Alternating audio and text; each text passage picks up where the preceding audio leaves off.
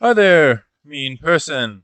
So, basically, because drawing takes a long time for me and the end result is, well, let's call it basic, kindergarten level, and I don't have an animator, I decided that each time I'm going to announce something or I want to put a short clip at the beginning of my video, I'm just going to do it this way, which is totally not a ripoff of another YouTuber.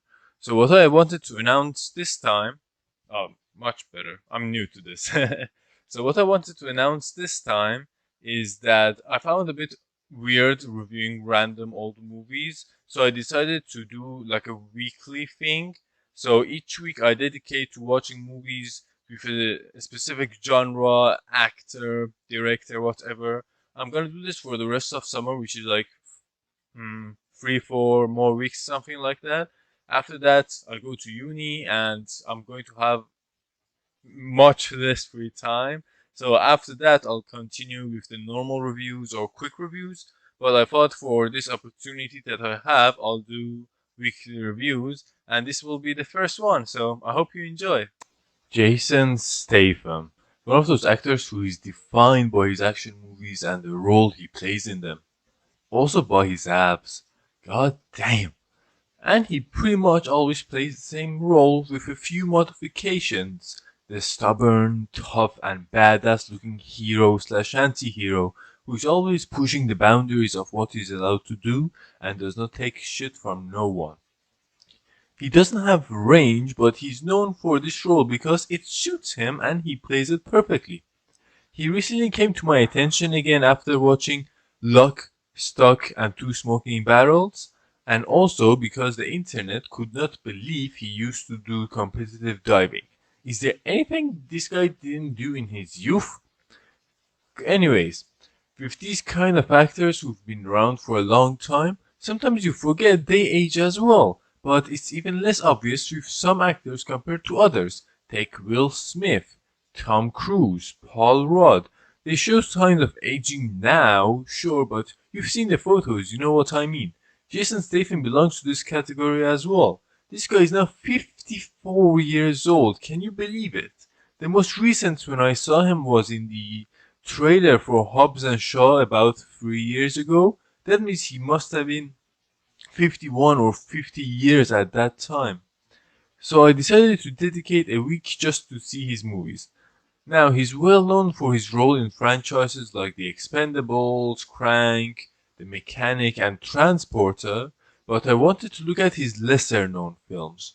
With action heroes, not all their films are going to be a hit, obviously. So I'm gonna watch them and see if they deserve to be left at the bottom of Jason's movie list or if they deserve more recognition. But don't expect any hidden gem of a movie, it's not gonna be here in this list. So we start with Homefront. In Homefront, Jason plays an Interpol agent who's been undercover cover in a motorbike gang until he resigns after a raid didn't go as well as he expected. After his wife dies, he takes his daughter to live in the countryside, where some of the locals are not too happy with him being there, and things escalate from a simple fight to life-threatening situations. This movie was not as action-packed as I expected it to be. Towards the end, sure, but before then, nothing exciting happens really.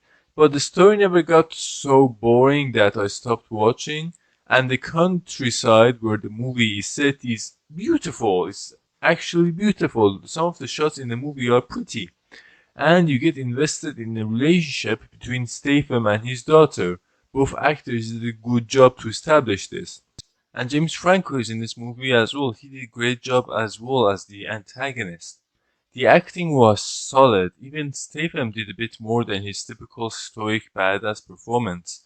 And a few other noticeable actors show up in the movie as well. What I'm trying to say is that it's not a full Statham action movie. It's got more characters and story and less action, but not in a bad way. The next movie is Safe. Safe is about a Chinese girl who has an extraordinary ability when it comes to mathematics and numbers. After a gang lord hears about her ability, he kidnaps her and forces her to work with him, promising to take care of her sick mother. She's sent to New York where she keeps track of the money, profits, losses, and everything regarding the businesses that is owned by the bank. One day, when she's tasked with memorizing an important set of numbers, she's kidnapped by the Russians, who are also after the number that she's learned. Soon, others learn about this number and its importance as well, and the girl is on the run, and everyone is trying to get her, and she has to survive. Oh, and Jason gets involved at some point with this war as well, trying to save the girl. There's a lot more action in this movie from the beginning to the end. There is a plot, but it wasn't too interesting and honestly confused me a little bit. The situations that Statham's character is put in at the beginning of the movie are interesting. Same thing with how the girl and him are connected. But after the explosion of action scenes, those all kind of fade away and you forget about them. Jason's character is given a backstory, a bit at the beginning of the movie, but mainly after the first hour. And this is done through exposition where the characters just say things. So it came off as boring. Considering that, other than Jason and the little girl, the rest of the characters I don't even remember, it's not great. Like I said, there's a good amount of action, but all of it is your typical Jason Statham kicks ass sort of thing. The one that you've seen in all his other movies. So this movie just felt like meh. I don't recommend watching it. I don't think you'll lose anything, but if you're switching through the movies and you're just bored or high out of your mind, sure, give it a go. Also, side note, when looking at the trailer for this movie, it had voiceover. Remember when trailers had those? That tells you this movie is from a different age. Next, we come to Blitz. Blitz came out in 2011. In this one, Jason plays a cop in London who's got reputation for beating up people more than he should. A rough cop who's always being shouted at by his superiors for attracting bad media. But this takes a bit of a backseat when somebody starts killing the cops in the city, and now it's up to him and his fellow officers to find out who the killer is and try to stop him. I enjoyed this movie quite a bit actually. The story is nothing to write home about, but it does go in a direction towards the end that I did not accept, so that was a bit of a surprise for me. And while there is not much action and the pacing can be slow at times, the actors shine in this movie. They are what make it interesting. Jason is his typical character. Don't get me wrong, but I'm talking about other characters. Dracula and Littlefinger are in this movie, and Aidan Gillen stole the show in my opinion. He was the best performance, but in terms of character and backstory, this officer Falls, who is in the same precinct as Jason Statham's character, played by Zoe Ashton, she got a legit backstory and everything, more than anyone else. As a result, I found myself invested in the movie. Out of the three so far, this one I enjoyed the most. I recommend giving it a go if you have time or if you're not watching anything else. Killer Elite. In Killer Elite, Jason is an assassin who, after leaving the business behind, is forced to come back in order to save the life of one of his old co-workers. But now he has to go after ex-SAS, so he assembles his old group and has to overcome any obstacles while trying to protect his family and stay alive. What stood out to me about this movie was the cast, full of stars. Robert De Niro doesn't need any introduction, obviously. Then there's Cliff Owen, Dominic Purcell, Yvonne Strahovski, and Adewale Agbaje. I'm really sorry if I said your name wrong, forgive me. The thing about this movie, though, is that it's mundane. I'm not saying it's bad, it's not, but no specific thing about the movie nor the movie itself stood out to me. Action scenes, acting, music, story, pacing, cinematography, production, editing. None of this stood out to me. As a result, I don't have any feelings toward this movie, to be honest, so I would put it in the same tier as safe, meh, which is a shame considering the cast of the movie. Next up is Parker. In Parker, Jason plays the role of a criminal, but one who's got principles and codes, not willing to harm the innocent. He's doing a heist with a few other people, which turns sideways as they try to convince him to take part in another one. He refuses, and as a result, he's shot and left for dead. But after he survives and he tries to take revenge on his former co-workers, his family gets into trouble, and along the way, he bumps into J Lo's character, and they have to try to get along with each other. This one, this was a bad movie. It was legit hard for me to watch it properly. I had to put it in the background while I played Hearthstone. How do I say that name? I need to learn the name of that game. Anyways, there were no interesting characters, no cool action, no engaging story, no cinematography or music, nothing. For me, the story didn't really start until Jason and J Lo's characters met, which was more than an hour into the movie. That's another problem. At almost 2 hours, this movie is too long. From all the movies I've seen for this video, this one is the longest. In addition, two things stood out to me. First was the movie's attempt at humor with a few jokes, which are so bad they should be punishable by death. Second, it does that thing where you have a hot lead actress, so you have to shove in a scene where they undress. I just found it awkward. It's obvious that the director, screenwriter, whatever, constructed that scene specifically for us to see J Lo undress. This movie came out in 2013 though, so I guess back then we didn't know any better. It was common. The actors did a good job, but it doesn't save the movie. I don't think this movie deserves any more recognitions. Don't waste your time with it. Now, we come to the last movie for this video. With all the previous movies, I had either seen their trailers, posters, or small clips here and there, but Redemption I had never heard about at all, so that's why I decided to watch it last. Boy oh boy, I accidentally saved the best for last. I'll explain. Keep in mind though, this movie has two names for some reason. In Netflix, its name is Redemption, yeah, but in the movie itself, the title is Hummingbird, which is the name with which the movie was released in the UK.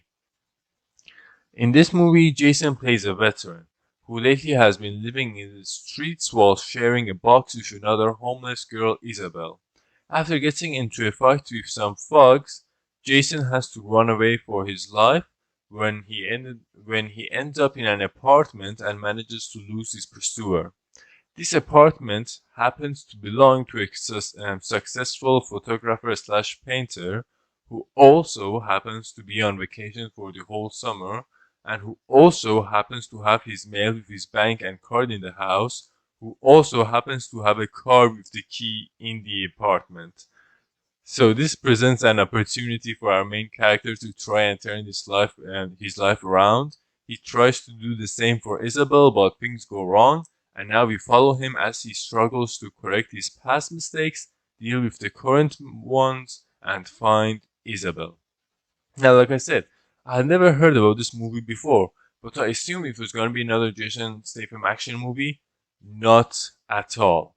There are probably less than 5 fight scenes, and there aren't even any guns involved, and they last only for not even more than a minute, I'd say, less than a minute, or maybe 2 minutes maximum. It's because the action is not the focus, not like other movies.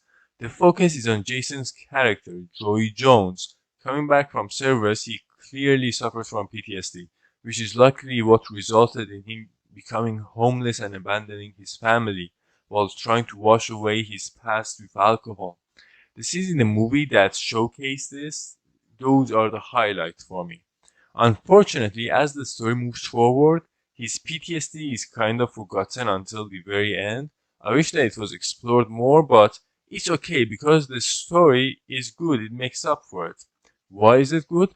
Part of it is due to the relationship between Joey and this nun Christina, who is a strong character by herself but also has interesting interactions with Joey. Their dialogue was engaging and I listened carefully rather than it being in the background.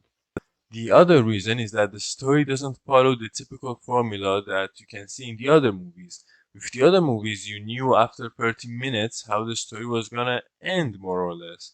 But the story here takes another direction, one which is different and unpredictable, thus making the whole thing just enough tense for you to be invested throughout. There were scenes in the movie which made me feel, not like cringe or boredom or anything bad. That kind of feeling you're looking for when you go to see the movies. Despite the engaging story and characters, two things stood out to me the most, as I was not expecting to see them here at all, and they came out of nowhere. First, the music was good. There was good music. It was present and it was noticeable. I could not say this about any of the other movies. Blitz used upbeat techno or heavy metal music to add more adrenaline to the fight and chase scenes, but it didn't have a musical score. This movie does. It stands out and it's good. And B, Jason it was acting in this movie. You heard it right here. Jason was acting. This is on another level, way past what he did in Homefront. Don't get me wrong, it's not like he did an Oscar worthy performance or make a comeback or become the headline of newspapers, but compared to his other work, compared to the roles he's played, he actually acted because he was conveying a range of emotions rather than the typical faces he pulls off in his other movies. This was a good movie.